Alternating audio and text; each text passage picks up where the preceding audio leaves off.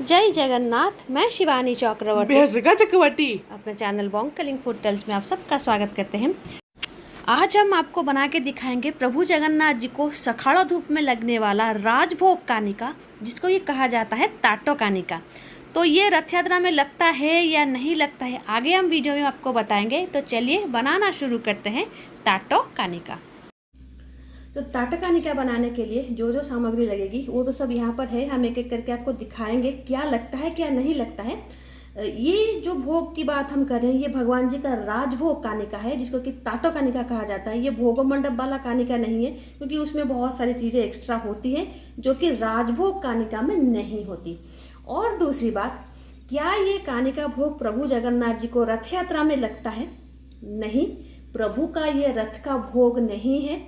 साल में हर दिन प्रभु को ये राजभोग कानिका लगता है, लेकिन साल में 2 दिन ऐसे होते हैं जहां पर ये कानिका भोग भगवान जी को समर्पण नहीं किए जाते।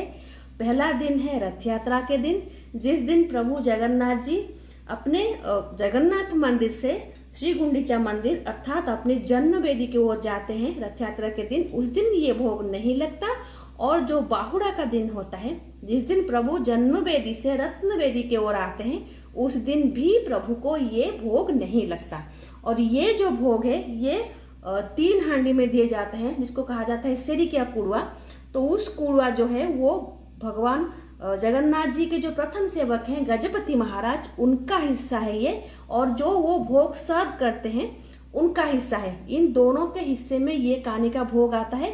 ये कानिका भोग आपको आनंद बाजार में नहीं मिलेगा। जो कानिका भोग आपको आनंद बाजार में मिलता है वो सिर्फ बरादी भोग है, उसमें बहुत सारी एक्स्ट्रा चीजें पड़ती हैं और वो भगवान जी का राजभोग नहीं है। तो ये जो ताटो कानिका है उसको बनाने के लिए चाहिए होगी जो भी मतलब बासमती चावल होता है, जो खुशबूदार चावल होता है। पहले तो वो सुना खिली चावल में बनता था, तो अभी कृष्णभोग चावल में मंदिर में बनता है, क्योंकि कृष्णभोग की खेती आसपास होती है पूरी के, तो वो मंदिर में यूज होता है। आप चाहें तो गोविंद भोग भी ले सकते हैं, क्योंकि कानिका का जो फ्लेवर होता है, जो टेस्ट होता है, जो अरोमा होता है, वो गोविंद भोग चावल से आता है। फिर कृष्णभोग, दोनों की फ्लेवर सेम ही होती है और अरोमा भी सेम ही होता है। और उसके साथ साथ चाहिए होगा हमें ये मूंग दाल। जो राजभोग कानिका है, जो ताटो कानिका है, उसमें मूंग दाल यूज होता है। लेकिन जो आनंद बाजार में जो भोगो मंडप का कानिका होता है उसमें मूंग दाल के साथ साथ चना दाल भी होता है। लेकिन जो ताटो कानिका है, राजभोग का कानिका है, उसमें चना दाल नहीं होता। और बहुत सारे लोग हमसे कानिका के ऊपर सवाल किए थे कि क्या कानिका में केसर डाला जाता है। बहुत सारे लोग केसर डाल के बनाते हैं। देखिए, भगवान जगन्नाथ जी को केसर लगता है, लेकिन सिर्फ उनके श्रृंगार में लगता है। लेकिन भगवान के कोई भी प्रसाद में केसर नहीं दिया जाता। जो भी कानिका में केसर डाल के दिखाते हैं वो पता नहीं कहाँ से उठाते हैं इन्फॉर्मेशन, मुझे तो नहीं पता। लेकिन जगन्नाथ जी के ना ही भोगो मंडप भोग कानिका में जो मिलता है वहां पर केसर यूज होता है, और ना ही भगवान जी के राजभोग में। केसर भगवान जी के भोग में यूज नहीं होता। और दूसरे क्वेश्चन था ये मसाले को लेकर। लोग कंफ्यूज होते हैं कि कानिका में मसाला क्या लगता है, क्योंकि बहुत सारे लोग बहुत सारी चीजें डाल देते हैं। लेकिन कानिका और किसने मुझसे सवाल किया था कि दालचीनी कानिका में यूज नहीं होता। अगर कानिका में कोई मसाला सबसे ज्यादा यूज होता है तो वो है दालचीनी।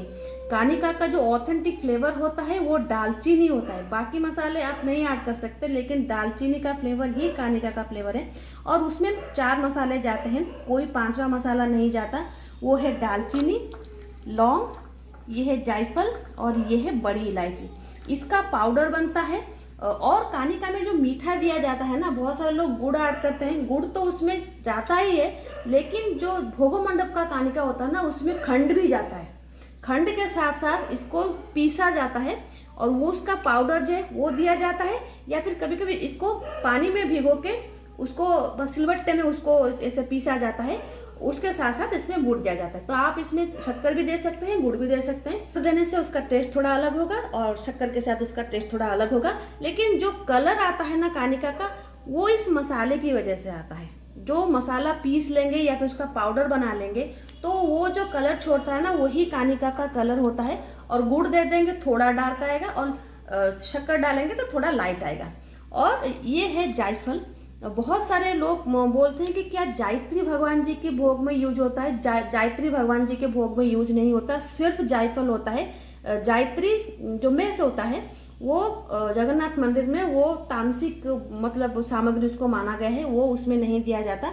तो इन सारे मसालों का या तो पाउडर बनाए या फिर पेस्ट बनाए, वो इसमें जाएगा। ये सारी चीज़ें ऐड करके हम बनाएंगे ताटोकानिका।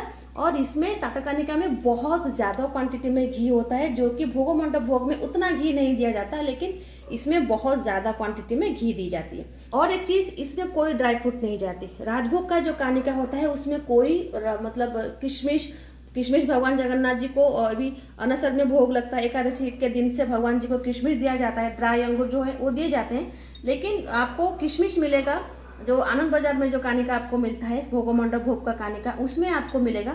लेकिन राजभोग में राजभोग में यूज नहीं होता किशमिश या फिर कोई भी ड्राई फ्रूट। ये बहुत ही सात्विक होता है। भगवान जी को जब भोग बनाते हैं ना, मैंने देखा है यूट्यूब वीडियो में बहुत सारी चीज़ें ऐड कर देते हैं, लेकिन भगवान जी के राजभोग में इतनी सारी चीज़ें ऐड नहीं होती। और खासकर ये जो भोग है ना, ये भगवान जी का 800 साल पुराना भोग है। कानिका जगन्नाथ मंदिर का सबसे पुराने भोग में से एक है, लेकिन फिर भी इसको रथ यात्रा में भोग में नहीं दिया जाता। और रथ यात्रा में भगवान जी जो खाते हैं ना, हम बहुत सारे लोग बहुत सारी चीजें बना कर देते हैं, लेकिन रथ यात्रा में भगवान इतनी सारी चीजें नहीं खाते। उनका भोजन सिंपल होता है, वो होता है खिचड़ी। खिचड़ी के अलावा भगवान कोई भी अन्न प्रसाद ग्रहण नहीं करते रथ यात्रा में। ये बहुत सारे लोगों को मालूम नहीं है, और कानिका नहीं खाते और दूसरे अन्न भी नहीं खाते। लेकिन कानिका जो भगवान जी का राजभोग का हिस्सा है, ये भगवान जी को रथ यात्रा में नहीं दिया जाता, ना ही रथ यात्रा में ना ही बावड़ा यात्रा में। ये साल में 2 दिन होते हैं, जिसमें राजा जी का जो खेई के स्वरूप में प्राप्त होता है ये भोग है, वो नहीं दिया जाता। चलिए अब बनाना शुरू करते हैं भगवान जगन्नाथ जी का ताटोकानिका। तो ताटोकानिका बनाने के लिए यहाँ पर हमने पानी लिया है, और जितना चावल हमने लिया है उसका 1.5 गुना हमने पानी लिया है, दुगुना नहीं 1.5 गुना हमने पानी लिया है। अभी वो उबलने लगा है, तो अभी हम इसमें ऐड करेंगे नमक, और उसके साथ साथ ही जो चावल हमने लिया था उसको अभी हम धो के इसमें ऐड करेंगे।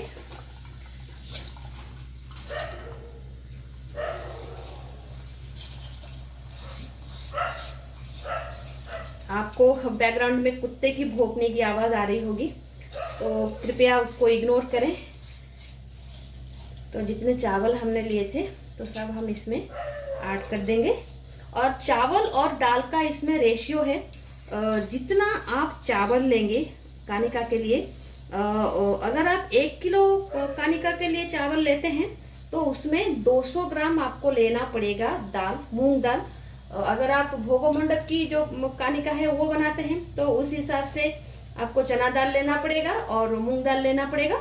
लेकिन अगर आप राजभोग के लिए कानिका बना रहे हैं तो चना दाल नहीं लेना है, उसमें सिर्फ मूंग दाल लेना है। और वो रेशियो यही है, 1 किलो के साथ आपको 200 ग्राम लेना पड़ेगा मूंग दाल। तो ये मूंग दाल है, और ये रोस्टेड मूंग दाल है, इसको अभी हम इसमें ऐड कर देंगे। तो इसको हम तब तक पकाएंगे जब तक कि 80% तक ना पक जाए, और उसके बाद ही इसमें हम आगे की जो भी सामग्री होगी वो ऐड करेंगे। लेकिन फिलहाल इसको 80% तक पकाने के लिए छोड़ देते हैं। तो अभी मैं आपको 10 मिनट के बाद दिखा रही हूँ। ये देखिए चावल अच्छी तरीके से पक चुका है और कितना ज़्यादा मतलब खिल के हो गया है। तो अभी हम इसमें ऐड करेंगे, मैंने शक्कर के साथ जो मसाले आपको दिखाए थे वो हमने शक्कर के साथ कूट लिया है। तो उसका जो फ्लेवर लाने के लिए ये शक्कर हम यूज़ करेंगे। और मंदिर में जैसा मैंने कहा कि खंड यूज होता है, अभी हम सिर्फ शक्कर यूज नहीं करेंगे, इसमें गुड़ भी यूज करेंगे।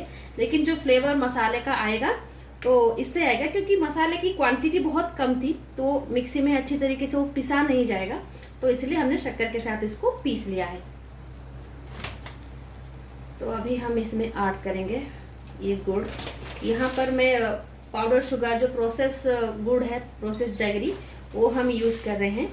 आप चाहें तो नॉर्मल जो होता है काला जो गुड़ होता है, जो वही मंदिर में यूज होता है काला गुड़, वो यूज कर सकते हैं। लेकिन हमारे पास तो काला गुड़ नहीं है, तो अभी हम ये प्रोसेस जैगरी यूज़ कर रहे हैं। जितना आपको मीठा पसंद हो या फिर प्रसाद लगाने के बाद जितना मीठा आप खा सकें उतना ही दें, हम हमेशा कहते हैं। तो अभी मीठा डालने के बाद और जो मसाले डालने के बाद अभी हम इसको अच्छी तरीके से मिला लेंगे। ये देखिए, हमने कहा था 80% तक उसको पकना है। अभी भी इसमें थोड़ा मॉइस्चर है। अगर मिट्टी की हांडी में पका रहे हैं तो आप ध्यान रखें कि मिट्टी के हांडी में जब अन्न पकाते हैं तो बाद में वो बहुत सारा पानी सोख कर लेता है, तो इसमें थोड़ा पानी रहने दें अच्छी तरीके से पकने के लिए। तो अभी तो हमारा ये जो चावल है अच्छी तरीके से पक चुका है और 2-4 मिनट हम रखेंगे इससे। इसके बाद ये कानी का प्रसाद जो है वो बनके तैयार हो जाएगा, लेकिन उससे पहले हम इसमें ऐड करेंगे घी। लेकिन अभी नहीं, जब ये पक जाएगा तभी हम इसमें ऐड करेंगे घी। तो अभी ये अच्छी तरीके से पक चुका है, तो अभी हम इसमें ऐड करेंगे घी। घी जो ताटकानी का होता है उसमें बहुत ज़्यादा घी जाता है, जो भोग मंडप भोग में जो कानी का मिलता है। अगेन हमने कहा है कि इसमें कोई भी ड्राई फ्रूट नहीं जाता। तो अगर आप राजभोग के हिसाब से बना रहे हैं प्रभु को देने के लिए, आप इसको रथ में ना दें। अगर आपको मन में आ गया है कि हम कानिका नहीं देंगे क्योंकि प्रभु को कानिका नहीं दिया जाता, रथ से लेकर बाहुड़ा के बीच में जो 9 दिन होते हैं उसमें आप किसी भी दिन दे सकते हैं, क्योंकि वो भी प्रभु की सेवा के लिए बहुत उपयुक्त समय होता है। सिर्फ आप रथ में भगवान जी की सेवा ना करें, रथ के बाद भी प्रभु को खाना दें जब तक उनका नीलाद्री विजय ना हो जाता, तो तब भी आप इसको दे सकते हैं। तो अभी घी हमने ऐड कर लिया है, तो अभी उसको ढक के हम 1-2 मिनट के लिए रख देंगे। तो ये देखिए, ये है प्रभु जगन्नाथ जी का ताटकानी का भोग, जो कि प्रभु का राजभोग है। ये बनके तैयार है। तो अभी बज रहे हैं रात के 2। अभी हम रात के 2 बजे इसको बना रहे हैं क्योंकि टाइम नहीं मिल रहा है दिन में। तो प्रभु को ये जो भी पसंद है, उनका ये प्रिय भोग, वो आज हमने बनाया है। तो अगला जो वीडियो होगा वो थाली का, मतलब जो रथ यात्रा की जो स्पेशल थाली होगी उसके ऊपर होगा।